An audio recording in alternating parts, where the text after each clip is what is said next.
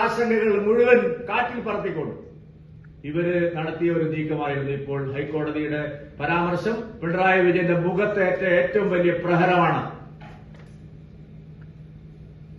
മുനമ്പം വഖഫ് ഭൂമി അല്ല എന്നുള്ള ഉറച്ച നിലപാട്, അതവിടെ കാശ് കൊടുത്ത് വാങ്ങിയ ആളുകൾ കൈവശം വെക്കുന്ന ഭൂമിയാണ് എന്നുള്ള ഉറച്ച നിലപാട് ബിജെപിക്ക് മാത്രമേ ഉണ്ടായിട്ടുള്ളൂ. വഖഫിന്റെ പ്രശ്നത്തിൽ ശക്തമായ ഒരു രാഷ്ട്രീയ നിലപാട്, ഉറച്ച നിലപാട് ഞങ്ങൾ മാത്രമേ എടുത്തിട്ടുള്ളൂ. LDFും UDFും ഇതിന് രണ്ടും എതിരായിട്ടുള്ള, അവരെ സഹായിക്കുന്ന വഖഫുകാരെ സഹായിക്കുന്ന നിലപാടാണ് സ്വീകരിച്ചത്.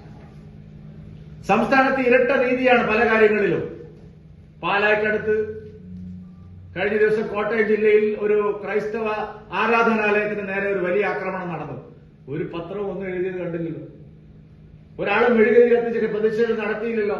മുഖ്യമന്ത്രിയുടെ ഒരു പ്രസ്താവന പോലും കണ്ടില്ലല്ലോ. പാലക്കാടത്ത് കോട്ടയം ജില്ലയിൽ ഒരു ക്രൈസ്തവ ദേവാലയത്തിന് നേരെ ഇത്രയും ഭീകരമായിട്ടുള്ള ഒരു ആക്രമണം നടന്നു. ആരാണ് ആ ആക്രമണം നടത്തിയതെന്ന് സർക്കാരിന് നന്നായിട്ട് അറിയാം. അതുകൊണ്ടാണ് പ്രതികളെ പിടിക്കാത്തത്. ലവ് ജിഹാദിനെ കുറിച്ച് പറഞ്ഞാൽ PC ജോർജിനെതിരെ കേസെടുക്കണമെന്നാണ് പറയുന്നത്. എന്നാൽ പള്ളി ആക്രമിച്ച മതഭീകരവാദികൾക്കെതിരായിട്ടുള്ള ഒരു നടപടിയും സർക്കാരിന്റെ ഭാഗത്തു നിന്നില്ല. ന്യൂനപക്ഷ ക്ഷേമത്തിന്റെ കാര്യത്തിൽ കേരളത്തിലെ സർക്കാരിന് ഇരട്ട നീതിയാണ്. അവരുടെ കണ്ണിൽ കേരളത്തിൽ ഒരു ന്യൂനപക്ഷം മാത്രമേ ഉള്ളൂ. കേരളത്തിൽ പ്രധാനപ്പെട്ട മറ്റൊരു ന്യൂനപക്ഷത്തെക്കുറിച്ചുള്ള ഒരു വാക്കുപോലും അവർ സംസാരിക്കുന്നില്ല. ജനങ്ങളെ ഭിന്നിപ്പിച്ച് വോട്ട് ബാങ്ക് താൽപര്യത്തിന് വേണ്ടി പ്രവർത്തിക്കുന്ന സർക്കാരാണ് പിണറായി വിജയന്റെ സർക്കാർ. ഈ സർക്കാരിനെ പാഠം പഠിപ്പിക്കാൻ കേരളത്തിലെ ജനങ്ങൾ തയ്യാറെടുത്തിരിക്കുന്നു എന്നുള്ളതിന്റെ സൂചനയാണ് സംസ്ഥാനത്ത് ഇപ്പോൾ ഇവർക്കെതിരായിട്ട് ഉയർന്നു വരുന്ന ജനവികാരം കാണിക്കുന്നത്. UDF LDFിന്റെ ഒരു B ടീം മാത്രമാണ്. കഴിഞ്ഞ 8 വർഷമായി ഞങ്ങൾ നിരന്തരമായി പറഞ്ഞുകൊണ്ടിരിക്കുന്നതാണ്. UDFന് സ്വന്തമായ ഒരു നിലപാട് ഒരു കാര്യത്തിലുമില്ല.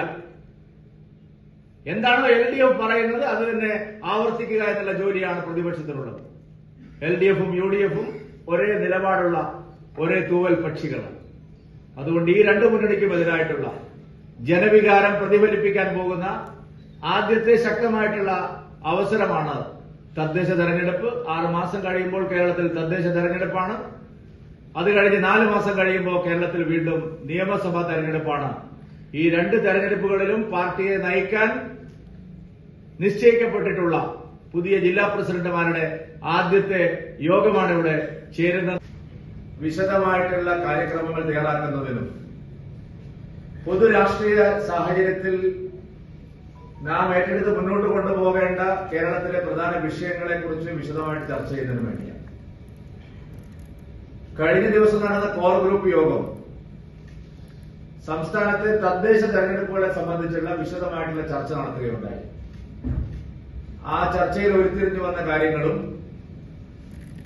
അടുത്ത 6 മാസം നമ്മൾ പ്രയോഗവൽക്കരിക്കേണ്ട, പ്രായോഗികമായി നടപ്പാക്കേണ്ട റോഡ് മാപ്പിനെ സംബന്ധിച്ചു വിശദമായിട്ടുള്ള ചർച്ച ഇന്നത്തെ യോഗത്തിലുണ്ടാകും.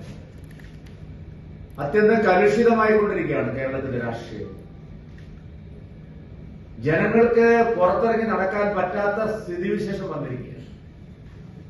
അക്രമങ്ങളും കൊലപാതകങ്ങളും ലഹരി മാഫിയകളുടെ ഗുണ്ട വിളയാട്ടങ്ങളും സംസ്ഥാനത്ത് നിത്യസംഭവമായി മാറിയിരിക്കുക. പ്രൊഫഷണൽ കോളേജുകളിലും റെഗുലർ കോളേജുകളിലും മാത്രമല്ല, UP സ്കൂളുകളുടെ പരിസരത്ത് പോലും മാരകമായ രാസലഹരികൾ യഥേഷ്ടം ലഭ്യമാവുന്ന ഏക സംസ്ഥാനം കേരളമാണ്. ലഹരി മാഫിയ അരങ്ങ് തകർക്കുകയാണ്. അതുവഴി ഉണ്ടാവുന്ന ക്രമസമാധാന പ്രശ്നങ്ങൾ ഇന്ത്യയിൽ ഏറ്റവും കൂടുതൽ ദുരിതം അനുഭവിക്കുന്ന സ്ഥലമായിട്ട് കേരളം മാറിയിരിക്കുക. നേരിടാൻ ഒരു നടപടിയുമില്ല. കണ്ണിൽ പൊടിയിടാനുള്ള പോലീസ് നടപടികൾ മാത്രമാണ് സംസ്ഥാന ഗവൺമെന്റ് ഭാഗത്തുനിന്നുണ്ടാകുന്നത്.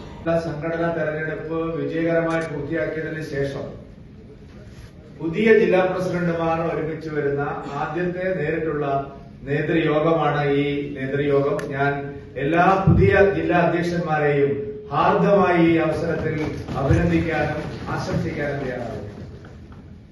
കഴിഞ്ഞ 5 വർഷം ഭാരതീയ ജനതാ പാർട്ടിക്ക് വേണ്ടി, പാർട്ടിയുടെ വളർച്ചയ്ക്ക് വേണ്ടി അഹോരാത്രം കഠിനാധ്വാനം ചെയ്ത സ്ഥാനമൊഴിഞ്ഞ ജില്ലാ അധ്യക്ഷന്മാരെ ഞാൻ പ്രത്യേകം ഓർമ്മിക്കുന്നു. അവർക്ക് ഞാൻ പ്രത്യേകമായിട്ടുള്ള നന്ദി അറിയിക്കുന്നു.